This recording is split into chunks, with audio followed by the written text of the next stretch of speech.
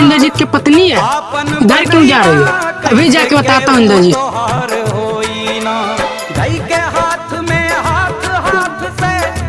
अरे इंद्रजीत तू यहाँ क्या कर रहा है? पबजी खेल रहा हूँ भाई। अरे इंद्रजीत भाई, तुम्हारी बेबी तालाब के पास गई, तू यहाँ पबजी खेल रहा है क्या? रुक अभी मैं जाता हूँ।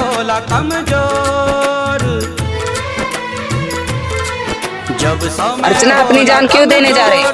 छोड़िए मेरा हाथ, आपके साथ मुझे जीने का कोई हक नहीं है। आखिर क्यों अर्चना? आपके घर वाले ने मुझे घर से निकाल दिए हैं।